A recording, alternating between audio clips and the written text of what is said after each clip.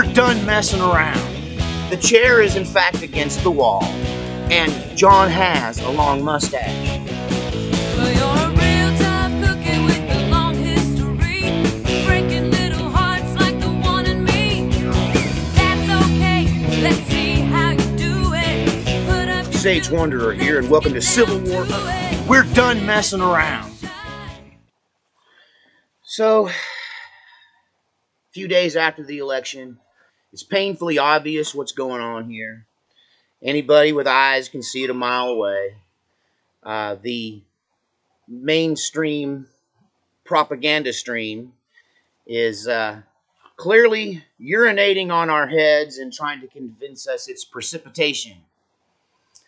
Clearly, we are being played here. Yes, don't believe your lying eyes. Trust us, right? The stuff you say exists doesn't exist. You're a conspiracy theorist if you think that trunk loads full of ballots at 2 a.m. isn't normal. So, I made a video yesterday I was going to upload, and I thought I'd go through and edit out some of the things I thought I couldn't get away with on you-know-what. And what I ended up with was nothing useful. A gag reel of me going, oh man. And none of it was useful. Right? So I thought my attire today, my new standard of how I'm going to dress from now on, is, I thought it might tell you my level of alertness. Right? So since I can't talk about what's going on in our country openly and freely, then let's just talk about history, with the thing in mind that history repeats itself, or at least it rhymes. So, at the beginning stages of any internal conflict, or Ivil say Orway, as I'd like to call it, at the beginning of any Ivil say Orway, there's some things that must happen. And we've seen much of that happen in our timeline. And I need some coffee. My rooster keeps interrupting me. You hear him over there? At the beginning of these unfortunate misunderstandings, there's certain things that happen. So when somebody loses, say, an important election, right, it usually triggers an Ivil say Orway. Just think about the Incanlay 1860 election and how that was pretty much the touchstone that set everything off, right? Was a president with an agenda. So when it comes to my particular attire, especially what's going on in my hips over here, right? Certain person who's claiming a certain position has said he's going to come for it, right? And so it's that stance. If you think I'm talking in code, it's because from now on I will be. The chair is in fact against the wall, and John has a long mustache. Okay? If we do nothing, we want to have to talk to you about your collection. And I'm about sick and tired of you folks talking about boat accidents and how you don't know how you're going to account for them. At that stage in the game, you shouldn't be hiding them. You should be utilizing them. The shots that started the Civil War in 1860 was over the control of a military establishment, okay? Fort Sumter. It was over the control of a artillery battery that defended the coast in the South. So one could say that before some bushman like me from the backwoods sticks of Oklahoma, before somebody like me would ever even come into play in any kind of conflict, there's going to be a battle over control of the military, right? In 1860, that's how the war started. Kicked everything off in 1861 is actually when everything started. But if you know something, you know that Bleeding Kansas was was really involved in a deep war of attrition. Uh, what's to the great late Sean Connery when he said, "If they put one of our people in the hospital, you put one of their people in the morgue. If they pull a knife, you pull a gun." you know, and so yeah, there's usually a war of attrition at the beginning of these conflicts that lead up to a grab for the military weapons. So yeah, they want to come for these, but honestly, before they can come for these, they've got to deal with the people who think like me, who are in the military. Which means one of the very first things I think will happen is a mass firing and replacing of key individuals in the Pentagon, and you're going to see conflicts. You're going to see people fired and lawsuits and things that are going to happen pretty quickly. One thing about brother against brother, kind of pops off when it pops off. It isn't like being able to go to to go to war in a foreign country where you can sit around and think about it, load up all your ships, calculate how much you're going to need, get everybody together and go over there and do it. And then the American people just get to keep churning out profit and keep feeding the machine, right? Because it's happening someplace else. In a civil war, it happens to the people on both sides. The people on both sides are victim. You know, it's kind of like the scene in Liar Liar when Jim Carrey is just in the bathroom and he's just beating himself up. He's just pounding his head into the wall. And if you know the movie, there's a reason why he needs to look beat up right now. And a guy walks in on him in the bathroom. He goes, "What are you doing?" And since he can't tell a lie, he looks at the guy and he goes, "Can't you tell? I'm kicking my own ass." Right?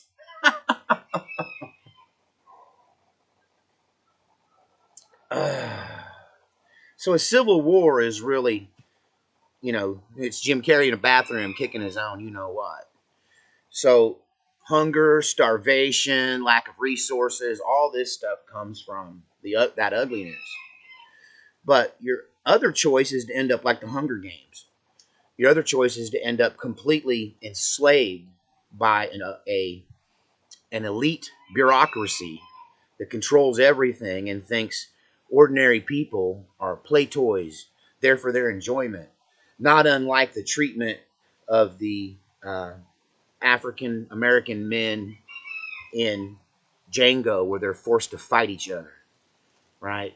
So when people have power and control and they have an evil heart and are devious in their soul, then their form of enjoyment is to bring pain and suffering to people they consider to be under them. And so when you get people that consider themselves to be elites and they look down on folks like me, they don't you want to measure IQs with me, you're going to come up short, city man. Just because I talk funny and live in the woods doesn't mean I'm stupid. And so we're going to be experiencing, I'm afraid, a form of class war. And so the Pacific Northwest is the Bleeding Kansas, right? This is the 1860 election, right? The only thing is, I was hoping Trump is Lincoln, but it may be that Trump is Jefferson Davis, right? I'm personally going to go in and do some serious research and study about the very first moments of the Civil War. I know things happened like Robert E. Lee, for instance, was offered the command of the Northern Army at the very beginning of the Civil War, and he declined, resigned his commission, jumped on a horse from West Point, where he was the commandant and main teacher of military tactics for the United States, and he went south to his homeland of Virginia and formed an army there that he headed. At the beginning of the Civil War, there was a time period where individuals with money, individuals with influence, formed private armies. I believe Nathan Bedford Forrest did this. I believe that, well, the founder of the United States, the first president and the general of the Continental Army, George Washington, is a prime example of an individual who rose up out of an oppressive society, raised an army, armed them, uniformed them, and then marched against tyrants as a private individual. No one commissioned him. He just put together an army and did what needed to be done. Now, he got the political support of the people when he did that. Before he did it, he presented his army to them and what do you want me to do about our situation? So, could things like that occur in modern times? History does repeat itself, and not often rhymes at least. Thanks to Joe's Boots for supplying me with my entire wardrobe, just about, including these amazing boots. I got to talk about my boots. My Kevlar boots. They're bulletproof. No, I don't know that they're bulletproof. They're just snake-proof. We're in a tight spot. I ain't the only one that's fighting mad. Will I go around like this all the time? I pretty much do. I just cover myself up so no one can tell. Am I going to start showering with the Glock? I'm just telling you. This is coming. Hello? We're here to talk about your collection. If it gets to that point. So, what's historically some things that happen? I talked about the military. I talked about, arrests. In other videos, I talked about political arrests. If somebody in power right now, for instance, wanted to make sure that they got a fair shake in all of this, they could utilize their power now to go after their enemies, especially if they had damning evidence about them. Like emails or something that might prove that they were criminal in some way. Just use the power you have currently right now and arrest them. And then let's go from there. Let's see what happens if you do that. I mean, if you just play nice with cheaters, the cheaters will always win. But we know cheaters never prosper, right? So we're in a predicament. Another thing that happens when you have a rebellion or an uprising is that oftentimes they use a strike. Do you know what a strike is? If you're a martial artist, you know what a strike is. Not that kind of strike. Strike to pass, pass to strike. Not that one. The kind of strike where you don't go to work. The kind of strike where you don't deliver the food. The kind of strike where you don't deliver the propane, the gasoline. The kind of strike where you don't make food or you don't give it to the people you used to. You give it to other people for less. Right? Strikes as in we stop production. If we stop producing, most all taxes are based on production. So if you don't produce, you don't pay taxes. What happens to a federal government that doesn't have an income? All the employees go home. The government shuts down. This is what happens when you don't have an income. So it could be that states like the one I happen to currently reside in might go, we don't agree with what you guys are doing or how you got in power or whatever, and we could just say, I think we're not going to send you the taxes that we collect from our people on your behalf. Because, the federal government doesn't collect taxes. The state and the local governments and the county governments collect taxes, and they mail it off to the feds, right? Like a payoff to the mafia don. What if that just stopped and the money went back to the people, right? I've talked about this before.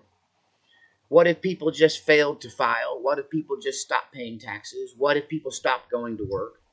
This is how you gut a monster that's trying to eat you alive. You just stop feeding it. If you're the one feeding the monster, then you're the one to blame when the monster comes to your house to get to the source because he just would rather eat you than the snacks you're leaving for him. If you lay down and let the monster come right in your house and you're the one that's feeding it, sustaining it, and giving it life, then aren't you the smart one?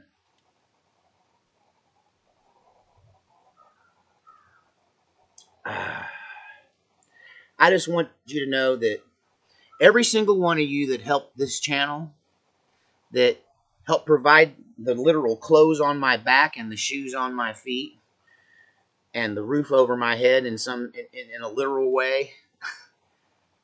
Those of you that have helped me along the way, I thank you so much. At any given moment, we might never hear from each other again. At any given moment, this could all turn strange. And if it does, this little venue I'm utilizing here will no longer be available, especially to people like me. I might go somewhere else and continue to try. I might follow in the footsteps of George Washington, if you know what I mean. Here, boy. Here, boy. Here, boy. Here, boy. Oh, good boy. Did you hear? Did you hear me call him? He did. That's funny. I don't care who you are. What are we going to do about it? Well, I guess there's a reason God nestled me down in this little holler down here with my little bunker and my solar panels and my collection, right? This will probably be the last place they come to. So I don't know what I'm going to do. The question is, what are you going to do? Are you going to sit back and take it? Are you going to continue to feed the monster? Are you going to continue to be productive, little good citizens, right? See, Antifa, they go to the streets.